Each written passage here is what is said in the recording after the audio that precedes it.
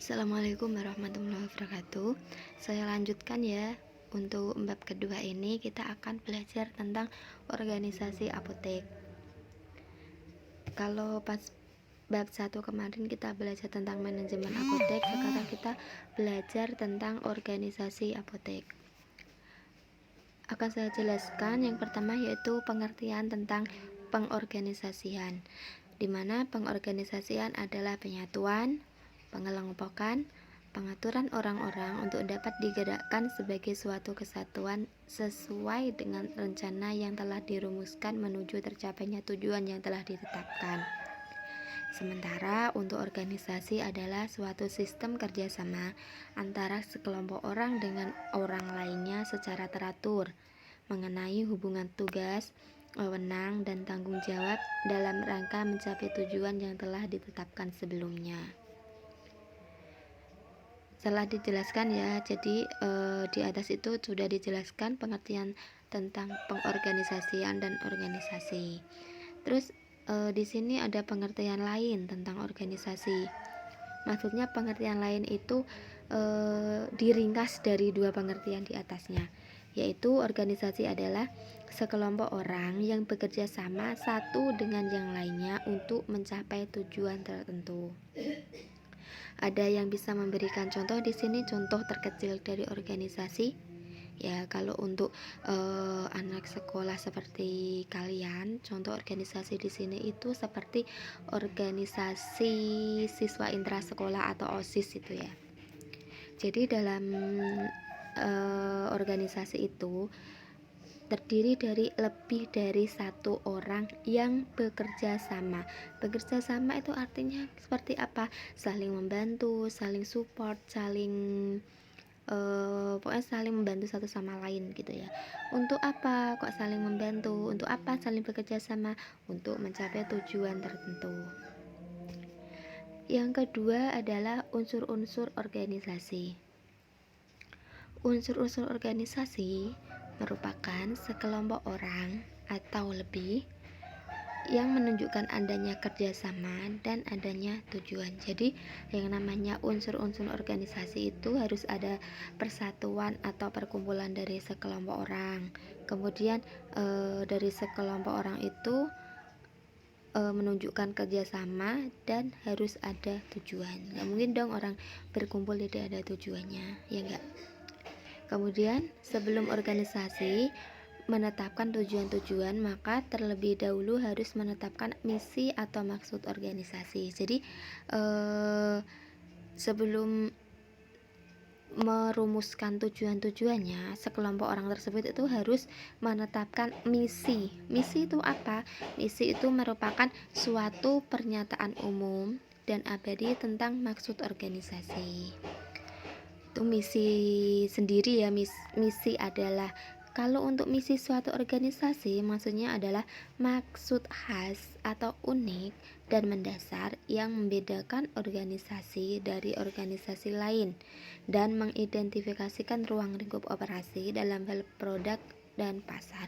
Jadi misal sama-sama organisasi OSIS atau organisasi siswa intrasekolah tadi ya, itu antara OSIS di SMK 1 dengan SMK yang lain tujuannya itu misinya itu tidak harus sama, meskipun nama organisasinya sama tapi tujuannya tidak harus sama. Tujuan dan visi misinya ya tidak harus sama. Mungkin nanti ada beberapa yang sama, tapi untuk secara persisnya itu tidaklah sama gitu. Berbeda-beda tujuan organisasi satu dengan organisasi lainnya. Kemudian yang ketiga, sasaran dan tujuan pengorganisasian. Sasaran pengorganisasian adalah diperolehnya suatu organisasi yang efektif untuk melaksanakan proses manajemen. Tujuan pengorganisasian merupakan terselenggaranya proses manajemen untuk memperoleh hasil secara efektif dan efisien. Kenapa dilakukan tujuan pengorganisasian? Karena untuk menciptakan proses manajemen yang sehingga diperoleh hasil yang efektif dan efisien begitu. Fungsi-fungsi pengorganisasian itu untuk apa sih? Yang pertama, untuk mengatur kerja dan kerjasama secara efektif. Yang kedua, mencegah dan mengurangi keterlambatan rencana kerja. Yang ketiga, mencegah dan mengurangi kesimpang siuran kerja. Yang keempat, mencegah dan mengurangi masalah. Yang kelima, membuat pedoman atau prosedur kerja. Jadi intinya itu dibuat fungsi-fungsi pengorganisasian, tujuannya itu untuk 5 poin ini ya. Kemudian ada keuntungan dan prinsip-prinsip organisasi. Yang pertama, keuntungan pengorganisasian, yaitu satu, setiap anggota organisasi mengetahui tugas-tugas yang harus dilaksanakan. Yang kedua, hubungan-hubungan kerja akan jelas terlihat.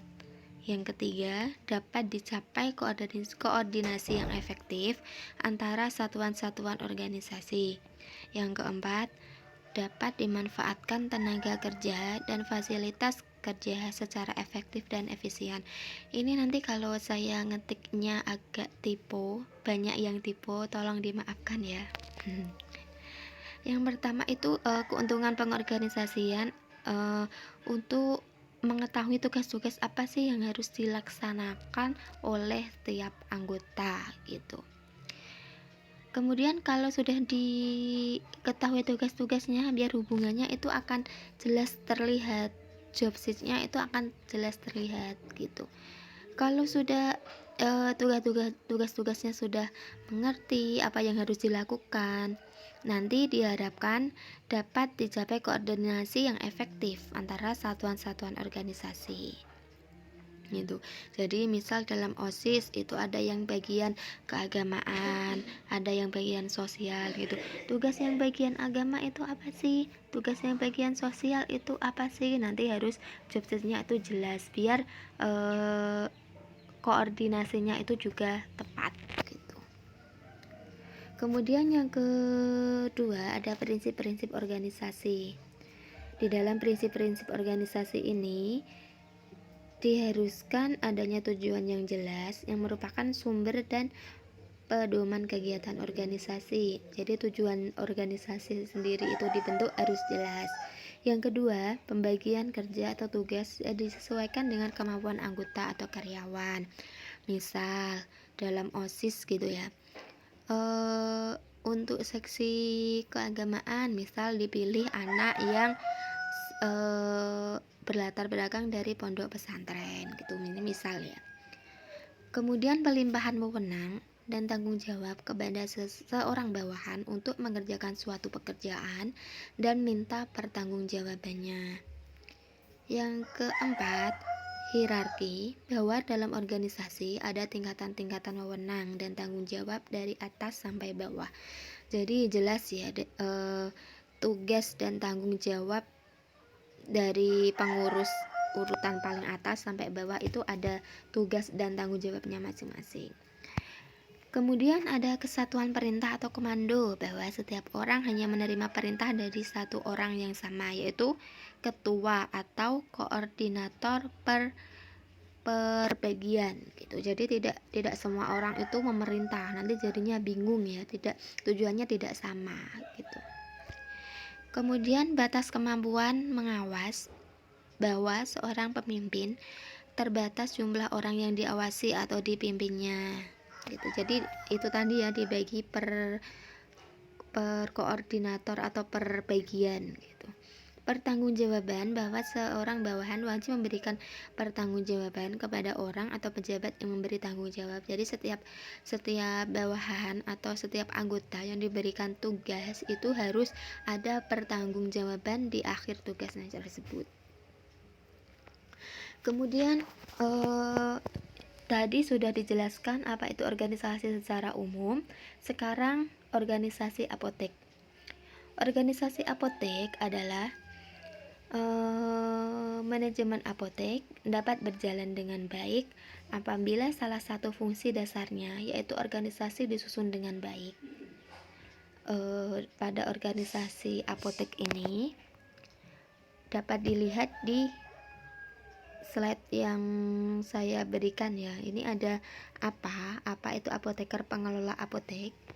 Itu kemudian ada direktur, asdep, kepala regu 1, kepala regu 2, kemudian di bawahnya ada AA, asisten apoteker, juru resep, ada kasir dan ada pesuruh, kemudian ada gudang. Secara simpelnya, untuk struktur organisasi di apotek itu harus ada atau apotekernya, apoteker pengelola apotek. Kemudian di bawahnya itu ada asisten apoteker. Nah, untuk asisten apoteker ini nantinya bisa menyiapkan obat, kemudian mengambilkan obat yang diminta pasien, membantu pekerjaan apoteker dalam hal membungkus obat gitu ya, dan bisa juga merangkap sebagai kasir gitu. Itu salah satu bentuk struktur sederhana dari organisasi di apotek. Untuk keterangannya dari struktur tadi yang sudah saya tampilkan di slide, yaitu urusan pembelian dilakukan oleh pemimpin apotek, yaitu apoteker pengelola apotek apa. Jadi untuk pembelian atau order obat di sales itu dilakukan oleh apoteker gitu. Asgep atau asisten kepala dapat merangkap sebagai kepala regu. Yang ini hanya untuk pengetahuan gitu ya, tidak harus nanti misal kalian mendirikan apotek suatu saat nanti tidak harus strukturnya seperti ini. Ini hanya gambaran saja. Untuk keterangannya nanti bisa dipelajari sendiri gitu. Yang kedua ada uraian tugas apoteker dalam melakukan pelayanan kefarmasian. Seorang apoteker harus menjalankan peran, yaitu yang pertama pemberi pelayanan. Jadi apoteker sebagai pemberi pelayanan itu harus berinteraksi dengan pasien. Contohnya apa interaksinya? Misal ada pasien datang ke apotek, itu kita harus ramah, kemudian tanya ke pasiennya obat apa yang diinginkan. Kalau pasiennya tidak menyebutkan obat, sepandai-pandainya kita itu mengorek informasi dari pasien tersebut. Apa sih yang dirasakan, nanti kita bisa melakukan swamedikasi ya, atau pengobatan sendiri gitu berdasarkan gejala yang dirasakan oleh pasien. Kemudian yang kedua, tugas apoteker dalam memberi pelayanan, yaitu apoteker harus mengintegrasikan pelayanannya pada sistem pelayanan kesehatan secara berkesinambungan. Yang kedua yaitu apoteker sebagai pengambil keputusan. Apoteker harus mempunyai kemampuan dalam mengambil keputusan dengan menggunakan seluruh sumber daya yang ada secara efektif dan efisien. Jadi misal ada pasien datang ke apotek dengan keluhan obat batuk, dia mau membeli obat batuk tanpa menyebutkan merek.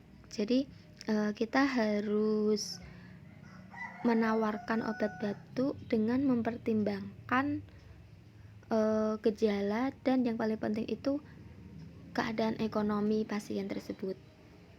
Misal kita tawari obat batuk yang harganya lumayan tinggi, kira-kira pasien itu sanggup nggak untuk membelinya gitu. Jadi kita harus memikirkan itu juga ya sisi pentingnya.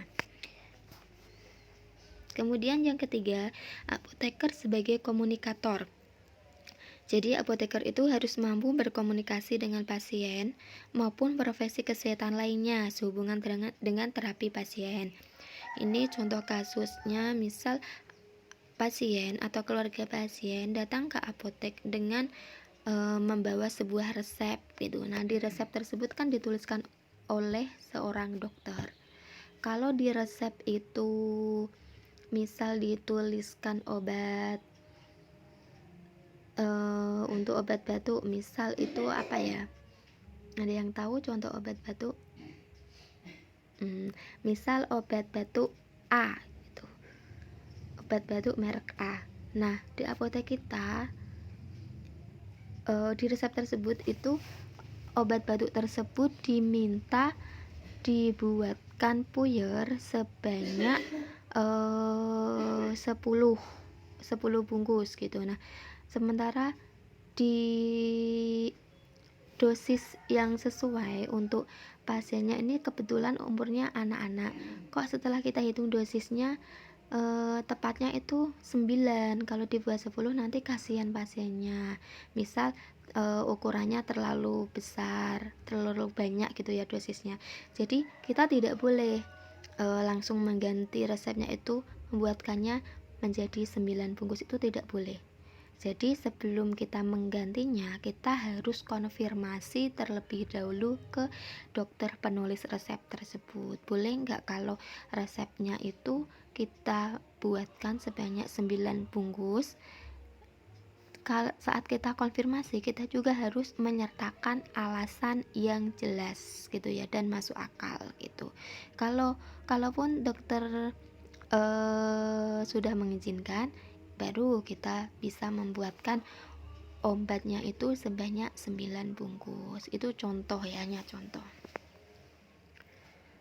Kemudian yang keempat, apoteker sebagai pemimpin. Apoteker diharapkan memiliki kemampuan untuk menjadi pemimpin. Kemudian kepemimpinan yang diharapkan meliputi keberanian mengambil keputusan yang empati dan efektif, serta kemampuan mengkomunikasikan dan mengelola hasil keputusan. Jadi harus bisa memimpin AA-nya gitu ya.